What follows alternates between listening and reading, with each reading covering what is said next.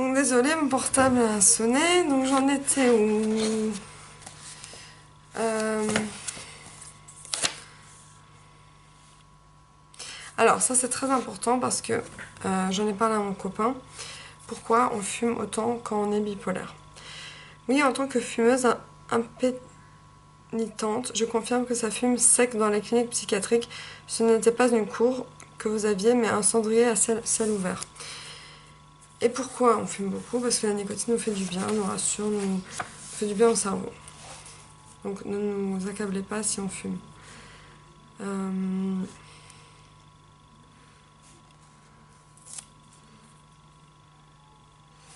Parfois je fais des possibles, mais je sais pas où je voulais, qu'est-ce que je voulais. Alors, non, parfois les patients qui de toute façon, je te l'ai dit, vivent avec un sentiment de toute puissance et une confiance en soi démesurée, parlent de leur expérience à leurs proches en attendant qu'ils les cautionnent, qu'ils les soutiennent. Donc on se sent surpuissant quand on est maniaque. Là, là, il parle des régulateurs d'humeur. Donc, il y a 3 types de molécules, le lithium, les antiépileptiques, les antipsychotiques atypiques. Le psychiatre prescrira 1, 2, voire 3 thymorégulateurs. C'est encore un terme pour nommer les molécules selon des critères établis. Moi, par exemple, j'ai du on va regarder. J'ai du lithium, j'ai du Xeroquel, antiépileptique, et du Nosinon.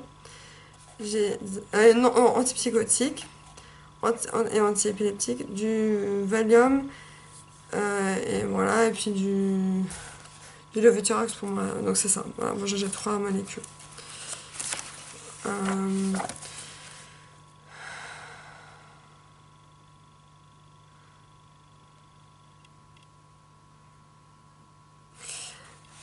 alors,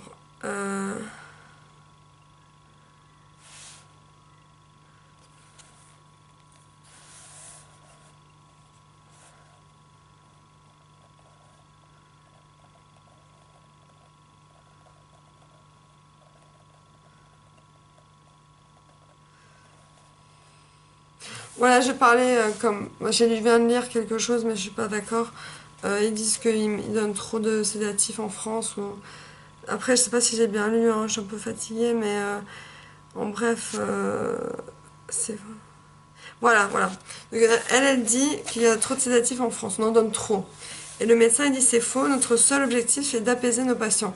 On va pas, un médecin va pas donner, c'est ça qui m'horripile, va pas donner un médicament comme ça, prescrire un médicament pour aucune raison à un patient qui est malade, qui est clairement malade, pour rien. Il y a un but. Les médecins, ils vont pas te donner comme ça plein d'antidépresseurs pour rien. C'est pas vrai. On ne donne pas. On n'est pas. Alors peut-être qu'on est le pays, oui. On a le plus d'antidépresseurs, mais c'est peut-être grâce à notre pays où on se soigne le mieux aussi. Parce que lui, il dit c'est pour apaiser nos patients. C'est pas pour les rendre plus malades en plus. En plus, on pense que les médicaments psychiatriques, ça rend encore plus malade. C'est n'importe quoi. Ça c'est mon petit coup de gueule. La pensée magique. Bon, moi, la pensée magique, c'est mon toc. Je croise les doigts, je croise les doigts. Voilà. Il y en a, c'est vérifier 15 000 fois si on a bien fermé la porte à clé. Donc, ça, c'est. Voilà. Et enfin, la synthèse. Alors, tentons une synthèse. Voilà. Euh, Premièrement, bien connaître la maladie et les traitements. Deuxièmement, former une équipe avec son psychiatre. Troisièmement, avoir une bonne hygiène de vie, sommeil, activité physique, alimentation, socialisation. 4. Fuir les toxiques, c'est-à-dire alcool, etc. 5. Aimer sa sensibilité, mais pas trop, musique, film, spectacle. 6. Je prends mon traitement et je le communique à tout médecin susceptible de me prescrire un médicament. 7. En cas de doute, de découragement, faire appel à une personne de confiance capable de m'écouter. 8. Si apparition de symptômes précurseurs de rechute, je contacte mon psychiatre ou mon lieu de soins. 9. Accepter ses émotions. 10. Être bien, ce n'est pas être hypomane ou maniaque. C'est tout? Ce n'est pas être hypomane ou maniaque? Ah, ça c'est une, c'est une fin ouverte, ça. Hein. Être bien, ce n'est pas être hypomane ou maniaque. Alors là, j'essaie d'analyser. Ah oui, oui, oui, ce qui veut dire, c'est que quand on est bien, par exemple, moi en ce moment, moi je fais toujours comme ça, zen. Enfin, zen, plus ou moins, c'est droit. Il n'y a pas de vague. Oui, ce qui veut dire, c'est que quand on est en haut, le pic d'en haut de Mani, ça veut pas dire qu'on est bien, ça veut dire qu'on est malade. Donc il faut redescendre à une stabilité. Et une stabilité, ça veut pas dire n'avoir aucune émotion. Une stabilité, ça veut dire avoir un peu des hauts et des bas de tous les jours, des pleurs et des joies, comme tout le monde, mais pas extrême. Donc ce qui veut dire, c'est être bien, c'est être zen. C'est pas être à 1000 à l'heure, être super bien, tout le temps joyeux. Voilà, l'hypomanie, ce n'est pas un état normal. Voilà, c'est ça qu'il a voulu dire. Voilà, donc ça c'est pour ce livre-là.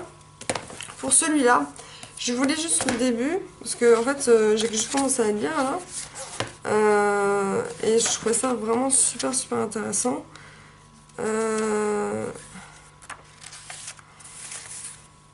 En fait, il part du principe que est-ce qu'on est joyeux et toute la vie on fait que on essaie d'éviter les choses négatives, ou est-ce qu'on est malheureux et toute notre vie on cherche le bonheur. Et ça s'appelle l'ACT, ACT, Acceptance and Commitment Therapy. Donc ça veut dire thérapie d'acceptation et d'engagement. Il y a des techniques de relaxation, etc. dedans, donc c'est pour ça que je l'ai acheté. Mais en fait, acceptation. Donc, bon, je vais le lire, mais j'aime bien le principe de est-ce qu'on est né malheureux ou est-ce qu'on est né heureux, et voilà.